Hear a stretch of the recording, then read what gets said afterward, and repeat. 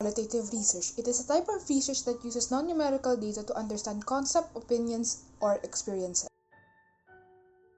What is quantitative research? It is a type of research that uses numerical data to find patterns and averages, make predictions, test causal relationships, and generating results to wider populations. The difference between qualitative and quantitative research is that qualitative research are expressed in words, used to understand concepts, thoughts, or experiences, and it provides in-depth insights, while quantitative research are expressed in numbers and graphs, used to test or confirm theories and assumptions, and it provides generalizable facts. Methods are also different. In qualitative research, the methods used are interviews with open-ended questions, observation described in words, literature reviews that explores concepts and theory, while quantitative methods include survey with close-ended questions, experiments, and observation recorded as numbers. Number 1. The first chapter of a proposal consists of several subheadings like Introduction, Background, Statement of the Problem or the SOP, Theoretical Framework, Conceptual Framework, Research Paradigm, Significance of the Study, Hypothesis, Scope and Limitation, and Definitions of Terms. Subheadings and what they mean. Introduction should provide pertinent data or information on what the research is all about. Background. What is the context of this problem? Provide sufficient information for the readers to understand the topic you are researching about. Statement of the problem. What is that we do not know?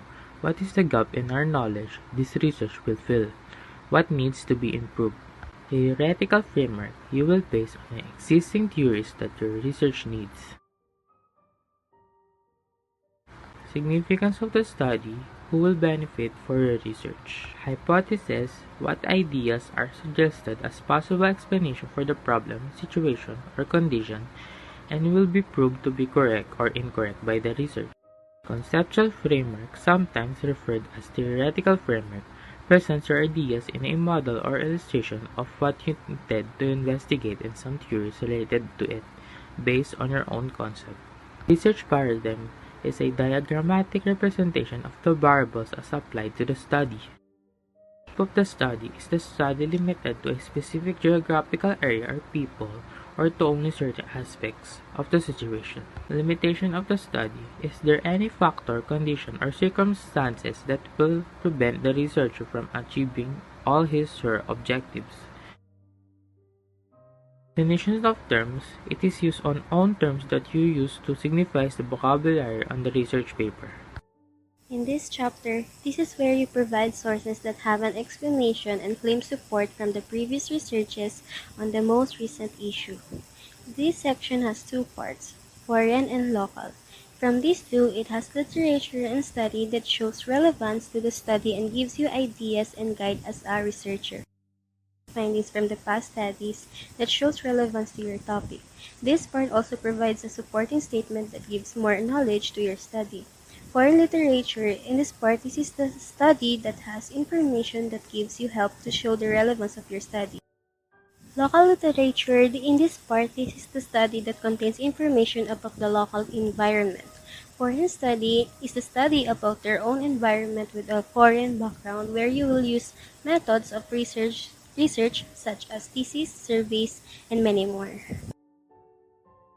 Local study, this is the study that is completed by the researcher in the present study.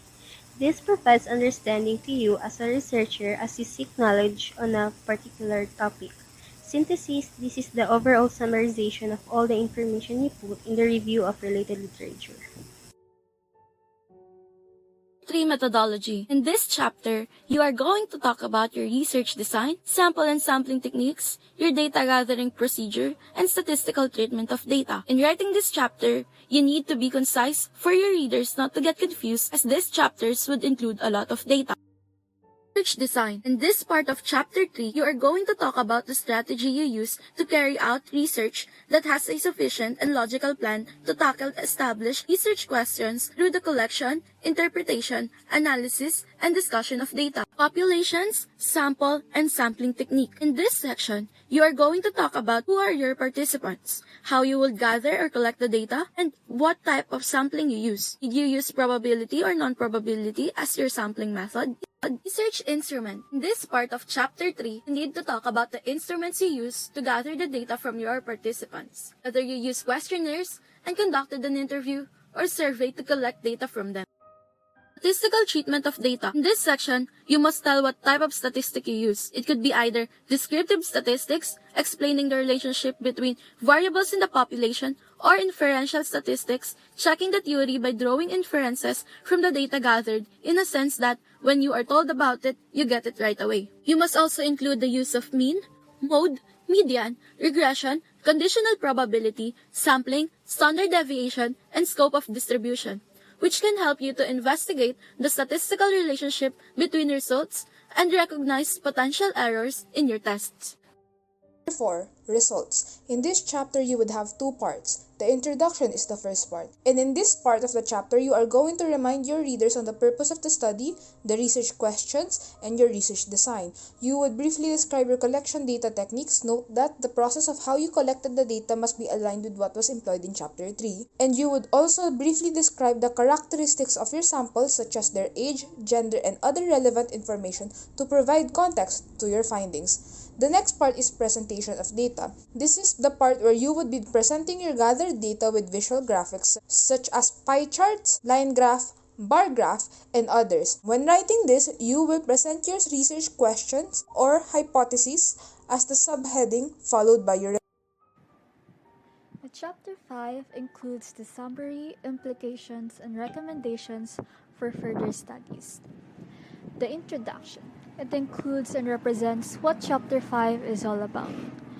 The methods and procedures, on the other hand, this will summarize the approach. Next, major findings. This will summarize the whole Chapter 4, or also known the results. Next, in the discussion, it refers to the hypotheses, objectives, or questions.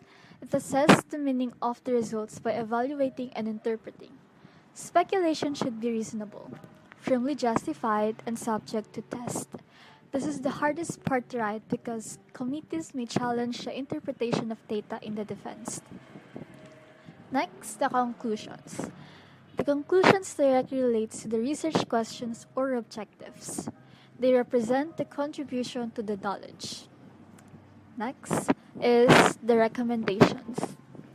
These can take two forms: recommendations for further study or recommendations for change, or both. Each recommendation should trace directly to a conclusion. While the last one, which is the references will follow the specific format of a style or an individual style guide, such as the APA, Chicago, MLA, or other references. Every name and year in the body of the text should be repeated in the list of references with no exceptions.